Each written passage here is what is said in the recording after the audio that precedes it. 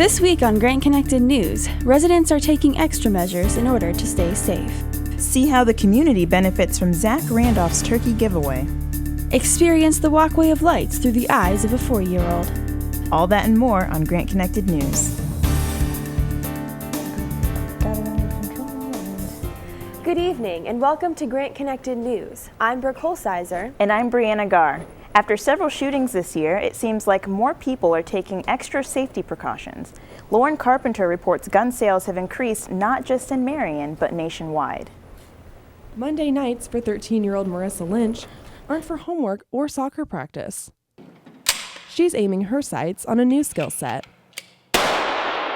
Everything feels at peace when I shoot a gun. Lynch buys her guns at Trading Post, but she isn't the only one picking up a firearm recently. Sales associate Brad says he's noticed gun sales increasing. He thinks recent crime activity could be the reason for the sales. There was a big crime spree in Indianapolis. We had 6 different families from that general direction come up here and say, we want a particular variety of firearm for home protection. The FBI says it processed over 185,000 background checks this Black Friday, 5% more than last year. Manufacturers rely on background check statistics as a measurement on gun sales. Marion Chief of Police David Gilbert says he thinks it could be because of people seeing crime on television. Perception is reality. If you think that you're unsafe, then for all intents and purposes in your own life, then you're unsafe. It may be a fun hobby for Lynch, but at the end of the day, it all comes down to self-defense. It's important to shoot a gun because then you have something by your side to keep you safe. And that's why she will continue to fire away. In Marion, Lauren Carpenter, GrantConnected.net. IWU nursing students are running through their own safety procedures. Students in the disaster nursing class left the classroom and gathered at Summitville Elementary to train for an active shooter situation. IWU adjunct professor Corey Sizlove says this gives the students experience they can't learn in the classroom. A lot of nurses don't get this type of out-of-hospital training. There are hospital trainings on what to do once you're inside the hospital, but what we're doing when we're outside of the hospital is completely different. Worked alongside police and EMTs learning the triage system. This helps students prioritize patients based on physical conditions. The event also gave local police and fire the chance to train for this situational crisis. Sizlove hopes to see more students get more training opportunities. When we come back, we'll see highlights from the men's soccer team competing in the NAIA National Tournament. See how they did against Southeastern Rio Grande. It's all just ahead.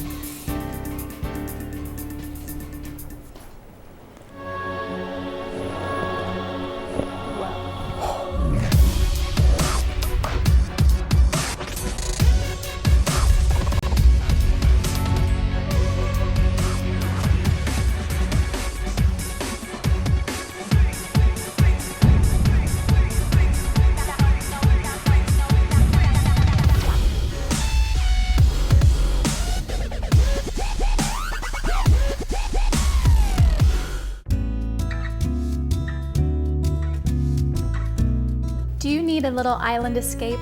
This week on Good Hoosier Cookin', we'll take a trip to the tropics and provide you with blackened fish and island rice, topped with a fresh mango salsa. This dish will have you wishing you were on a plane to a tropical island. Watch Good Hoosier Cookin' this week on WIWU-TV.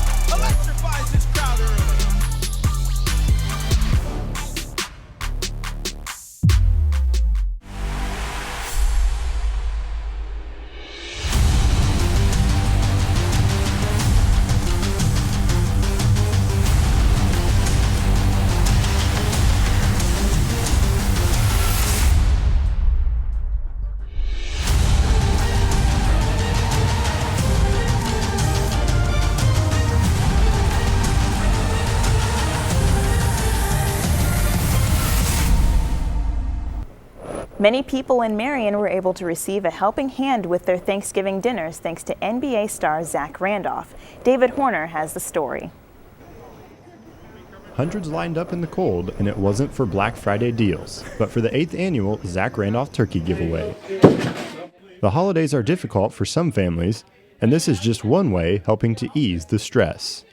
The NBA star couldn't make it in person, but said in a phone conversation he is happy to be giving back.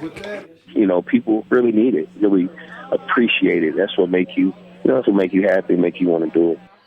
Program Director Andrew Morrell has been a part of the event since the beginning and enjoys several aspects of the outreach. Not only do we serve, but we come together in unity to do this. And so there's a diverse group of people that come together, people from the community who come together to do this. And I think this is very important, to serve together alongside of different people. This year they delivered turkeys to the elderly for the first time, and in future years they are working on holding a toy drive to benefit even more of the community. In Marion, David Horner, GrantConnected.net. Giving continues in Grant County as many people step up and help organizations in the community. Shelves are no longer empty after generous donations help the Salvation Army restock their pantry. The organization closed the doors of the pantry for a week after food ran out, but quick donations helped reopen the doors just in time for the holidays. The Salvation Army also says donations keep coming in for Angel Tree and the Red Kettles. The donations from the community not only keep the organization going, but help reach out to those in need all year long. Now over in the sports zone is Ryan Flaherty. Thanks, Brooke. Basketball season is in full swing now in Grant County, and one school has a fan base that is excited for the season. The squeak of sneakers on the gym floor and the smell of popcorn means the return of basketball. Dedicated fans like Barbara Bell came out to see the Marion Giants play Mechaniqua. From the rich down to the poor, and we all come together as one. The city has always shown its support, although attendance has waned since the last championship win in 2000. Head coach James Blackman knows the team can't make it on their own. They need the fans. You know, former player, now I'm coaching here, so it's a lot. Hopefully that tradition passes on tonight to our younger players. You just can't hold back. You lose your mind. You lose your mind. So I'm very honored to be in a school like this. Excited about the people that come out and support us tonight, so we just want to go out and play hard. That's what Marion Giants basketball is all about, so hopefully we can keep the excitement going. And with 2 wins under their belt and a promising team, the Giants could go the distance. The first game Marion played against Mechaniqua, the Giants won 77-58, and their second game against North Miami was a blowout, winning 115-34. Now looking over at Indiana Wesleyan sports, men's basketball went to Spring Arbor. The Wildcats were unstoppable during their first half, shooting 63.6% from the field and 64.3% from three-point range. Johnny Marlin led with 18 points and 6 assists. After their 91-71 win, IWU is now the #1 ranked team in the NAIA. The Lady Wildcats also played Spring Arbor, however they got the home field advantage. Starting off the game strong, they took the lead right away and never fell behind. Their lead kept growing until they finished the first half with a 48-30 lead.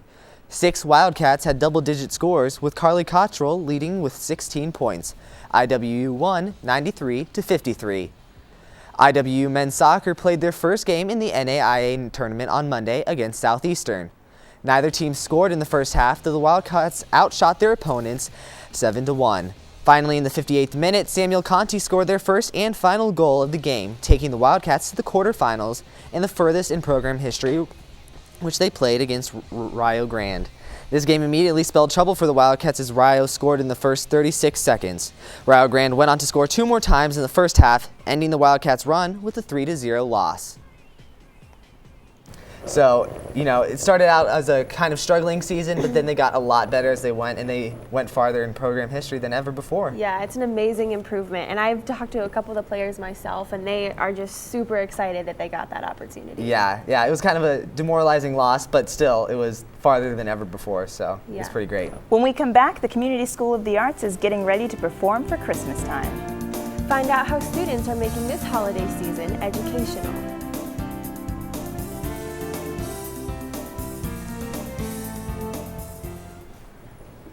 This week on Crossroads, man's best friend joins the Marion Fire Department. Step in the kitchen at Poppy's Extreme Donuts. And IWU students take center stage for an upcoming production. I'm Randall King. And I'm Shaylee Clark. It's all new this week on Crossroads.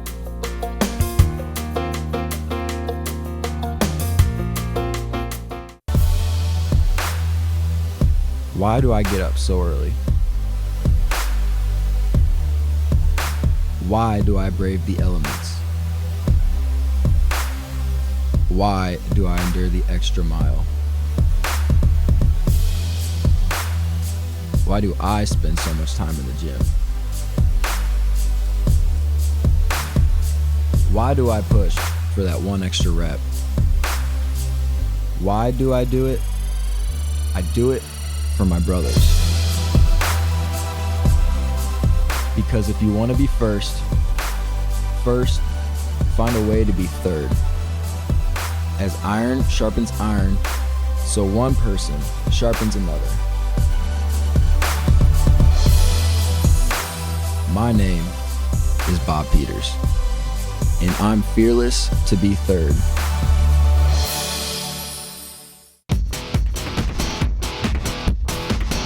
On the next episode of Wildcat Week, the men's soccer team competes for the NAIA title as they face Southeastern University and Rio Grande.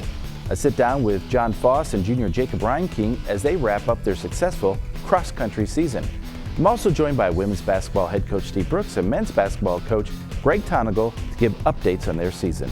I'm Roger Alcock. Join us on Wildcat Week.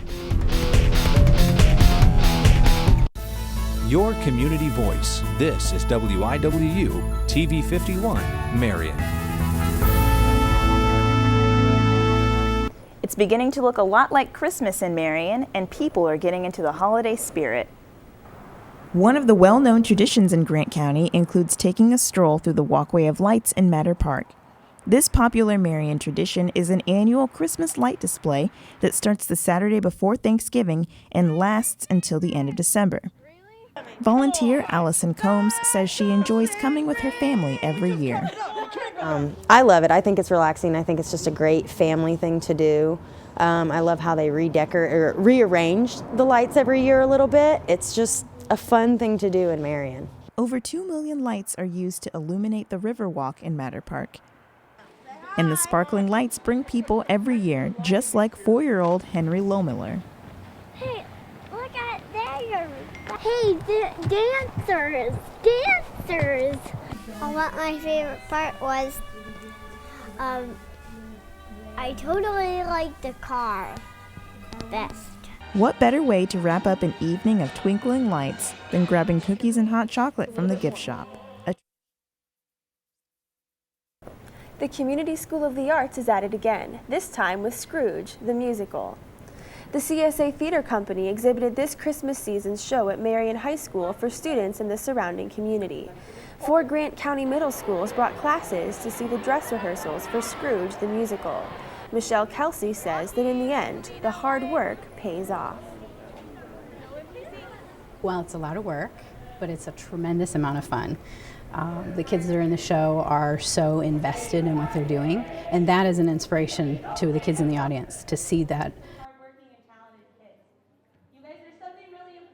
But now it's the rest of the community's turn. The play will be showing December 4th and 5th at 7 p.m. at Marion High School. That is so cool. You could tell that those middle school students really enjoyed getting to see that play. Right. And I have a lot of friends that are in CSA, and they really enjoy being able to perform on stage.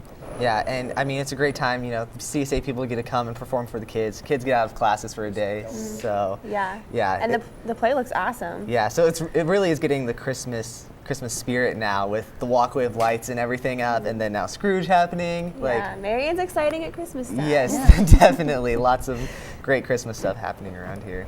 Thanks for tuning in to Grant Connected News. Join us again December 10th at 7 p.m. And from all of us here, thanks for watching and have a great night.